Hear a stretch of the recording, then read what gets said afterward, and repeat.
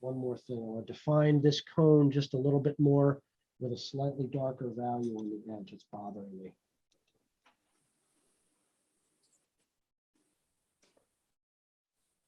There we go. Okay, I'm going to start in this one, right? That's the at least the widest cone.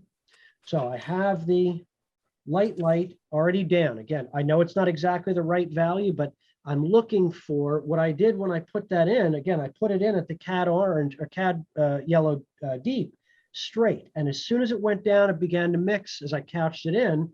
So in the end, what I ended up with was not this, but I ended up with the value that's right next to it, right on the outside.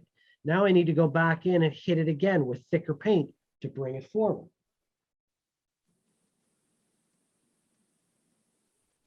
A little touch of the cad yellow light, just a little touch of white.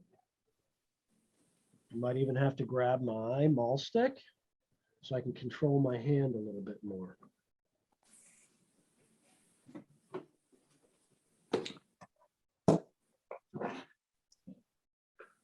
Drawing that little lightning bolt.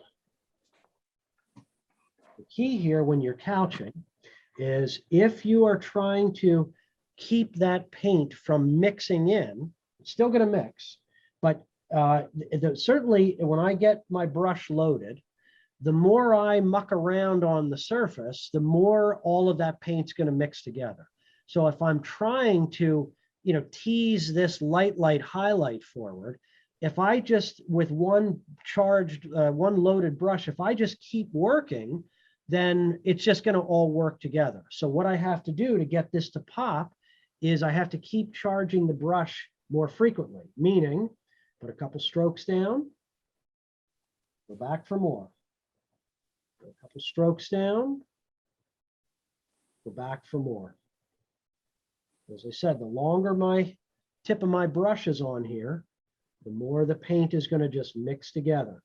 And that's probably where a lot of people get into trouble when their otherwise good color begins to slide into, baby diaper poo color, is because they're not pulling the brush off frequently enough and recharging with fresh color. They just keep moving paint around until it all mixes together. Are you using a round? I am using a round so that I can get more control over the placement. I need that smaller tip so that I can get more control.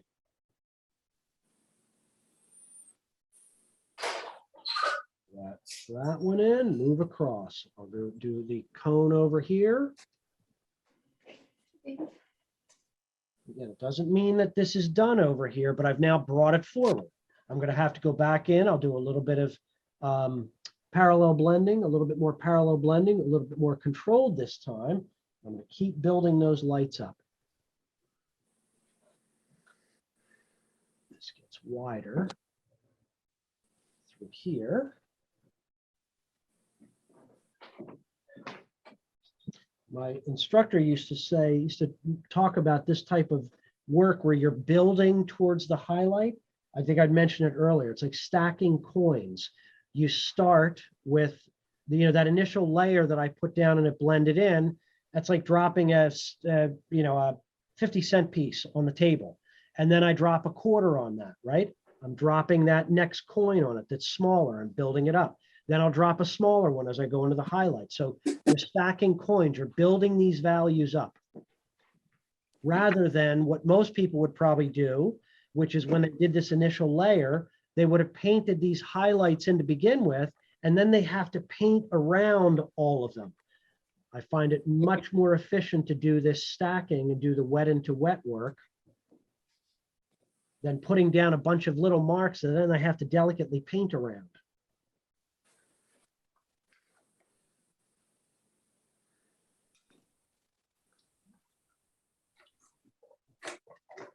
I can even see on either side of this, there are areas where the highlight actually changes its hue. The light changes its hue and gets a little bit less chromatic.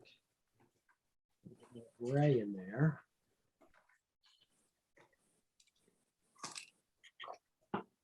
So I'm defining, I'm going back now and I am defining,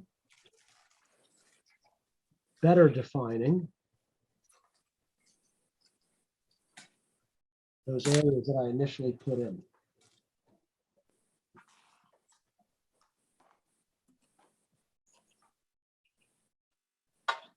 So it broadens out here.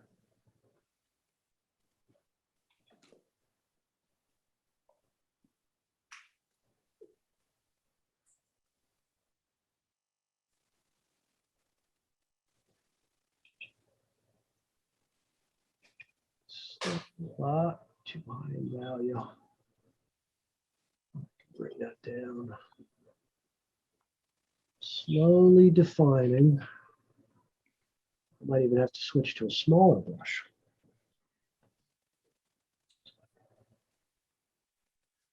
Some of these areas.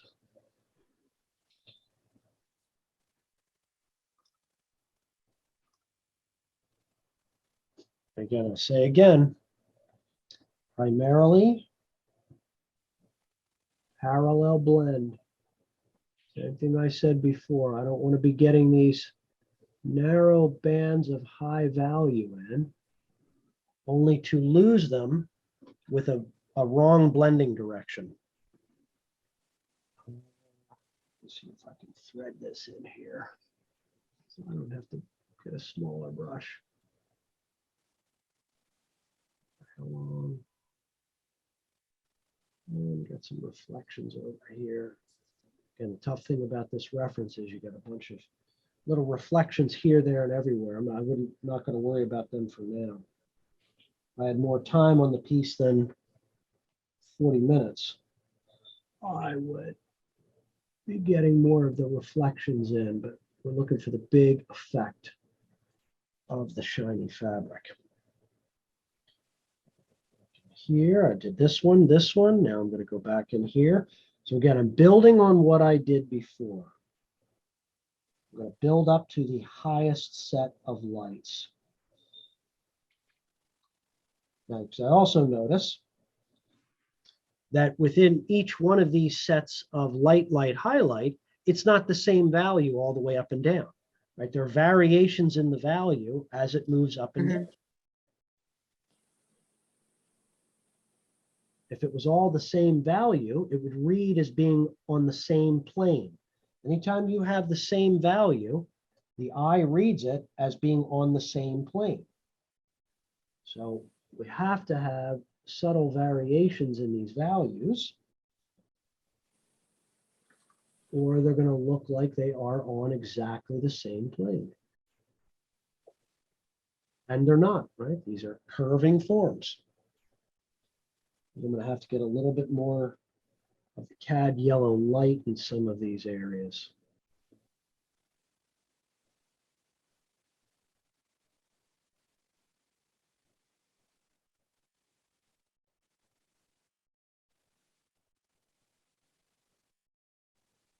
Okay. Do a few areas, blend them just a little bit. Do a little work. I can see some of the distinct shapes that are in some of these areas. Hit them again. Just building up. I'm trying to build up to that final, those final highest highlights.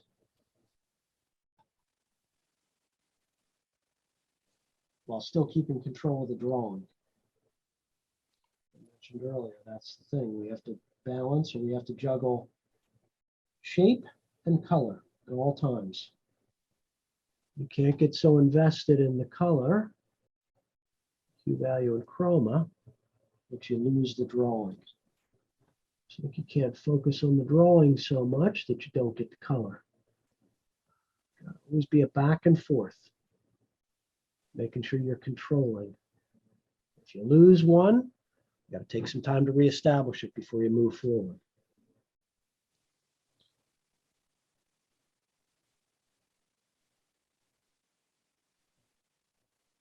Certainly in some of these smaller areas, you might need to switch to a smaller brush, particularly up here where this curve is. It's a lot of little detail work. Establish the shadows up there.